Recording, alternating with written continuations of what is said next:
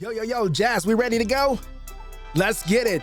I want you to say it with me on the count of 3. 1, 2, 3. Life of Liz.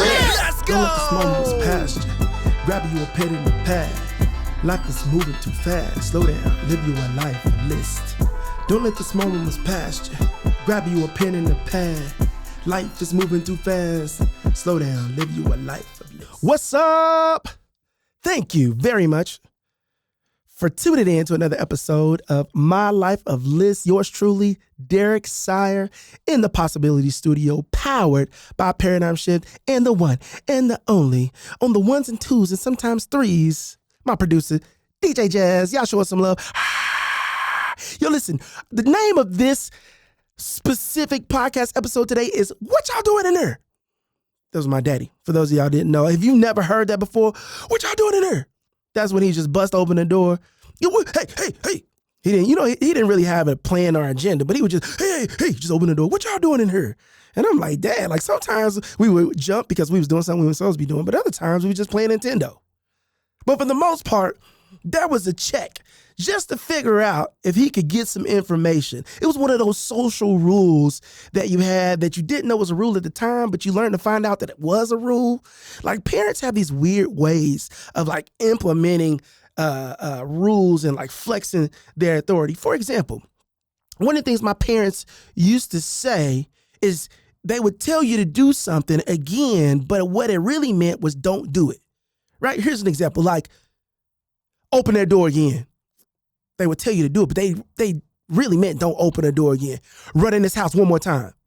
What they really meant was don't run in the house, right? Slam that door again, right? They telling you to do it, but the inflection in their voices let you know that even though they was telling you to do it, they didn't really want you to do it. And I found that I learned these rules throughout life. They're these rules that exist that nobody really talks about. They just kind of no, for example, right? Here's some rules, some like grown-up adult rules, right? Here's one. If there's an argument, find a way to resolve it or I'll resolve it for you.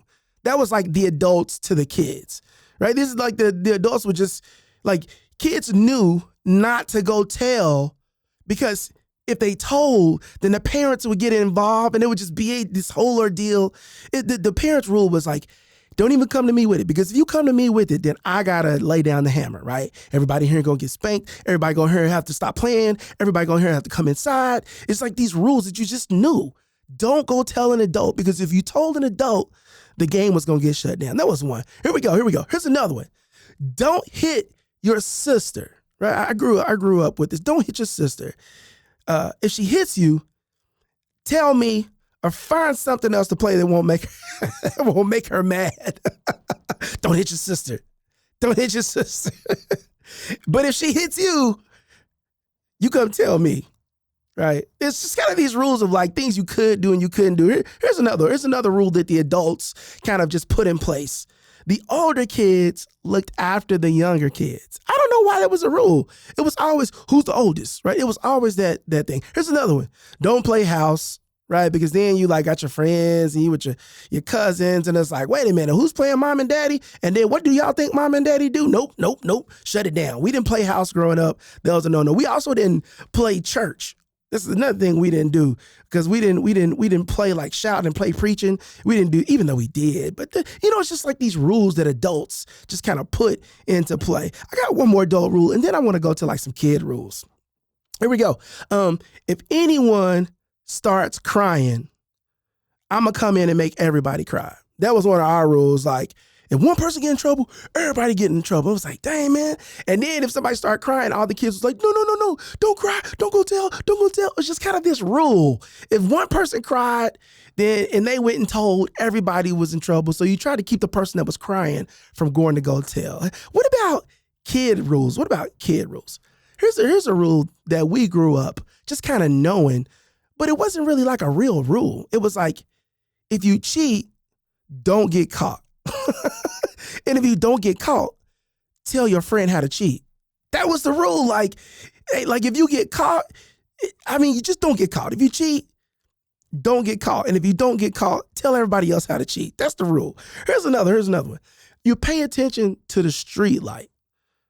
When the street light came on, I don't care if it was daylight saving times. I don't care if you bounced back, sprung forward. I don't care what it was. When that street light came on, it was time to be inside. Here we go. Here's another one. It doesn't matter what you're doing or where you are. When your mama called your name, when your daddy called your name, you came. You didn't say, huh? We got in trouble for saying, huh? From the other room. We just didn't do it. Here we go. Here's another kid rule. If you broke it, you got to fix it. And if you can't fix it, then you go tell somebody that you broke it. Now you don't tell on yourself if you try to do it, right? So it's all these rules. And the reason I bring this up is because there's so many times we find ourselves in these spaces where people know how to operate according to the rules, but then when you try to ask them about the rules, there's really no real rule in place. Those are called social norms.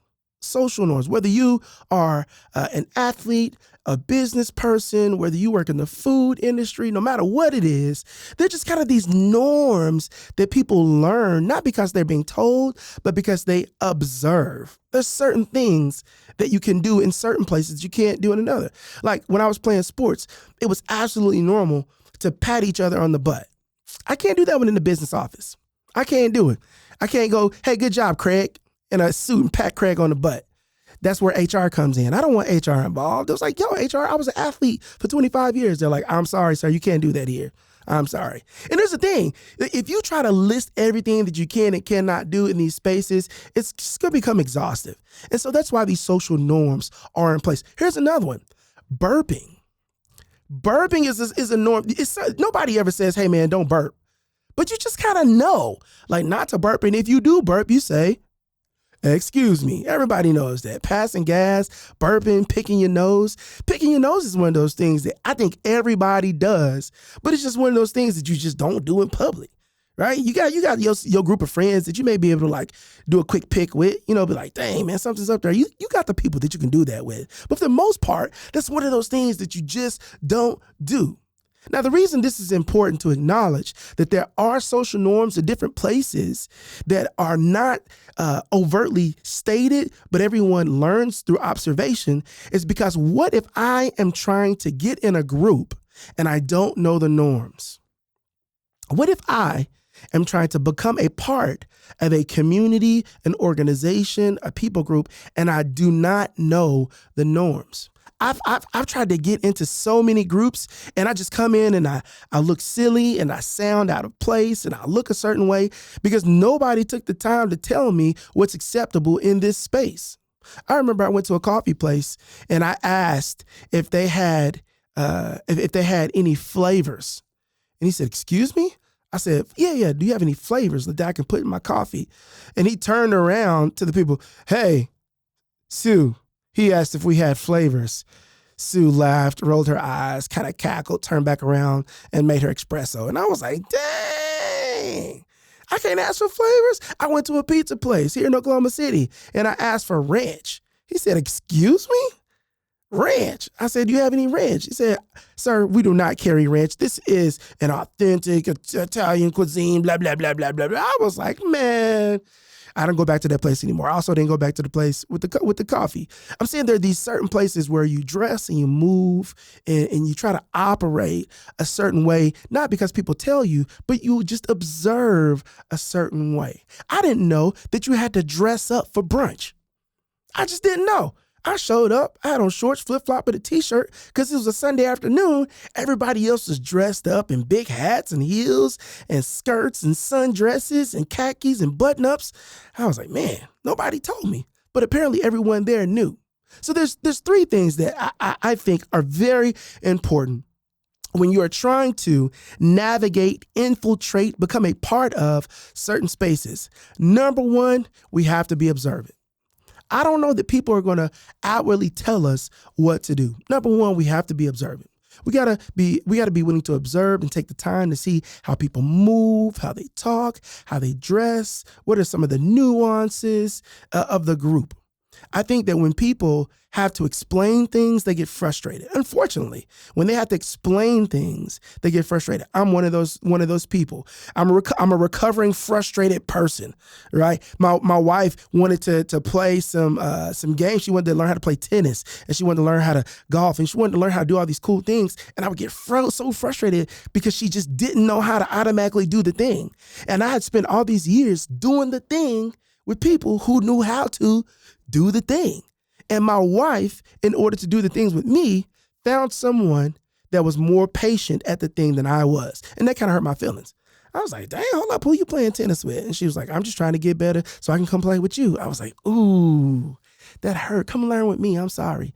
Come learn with me. Let's just have fun. I apologize. That's number one. We got to be willing to observe. Number two, we have to be willing to ask. I don't think that we can hold other people accountable for not telling us if we don't ask. If we ask and they don't tell us, then that means they're trying to probably create some exclusivity, or maybe they're also frustrated with explaining some things. So number one, we have to make sure that we sit and we watch and we're willing to observe. Number two, we have to make sure that we ask. We have to make sure that we ask in order to learn the rules and the nuances. And then number three, we have to be willing to look silly.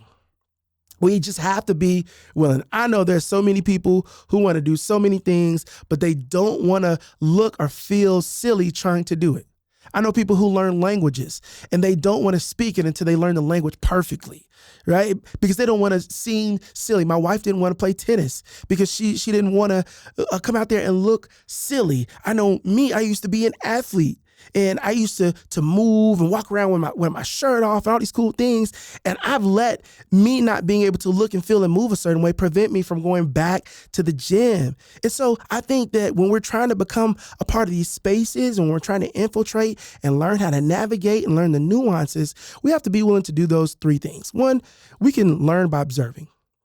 We can just learn. As a kid, you learn things. You learn who yard not to play in. You learn whose tree not to climb. You learn who's the meanest person on the playground. You learn which toy is belongs to somebody else. Which slide is going to be hot in the summer. You learn all these things by just observing. The next way, I think, is you have to ask. If you want to know, we got to ask. And then the third thing, we got to be willing to look silly. We got to be willing to make some mistakes, learn from those mistakes so that we can become a part of the groups that we want to become a part of.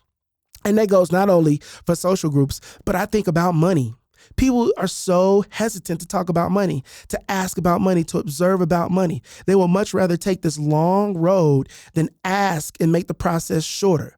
People would much rather, with dating and romantic situations, they're trying to be like intuitive and observe all these things. And they want to guess and surprise. And it's like, there's a time for that. But I think you can also ask. My wife hates surprises. She would much rather me ask her what she wants to do than me try to guess and do something and be wrong. She's like, no.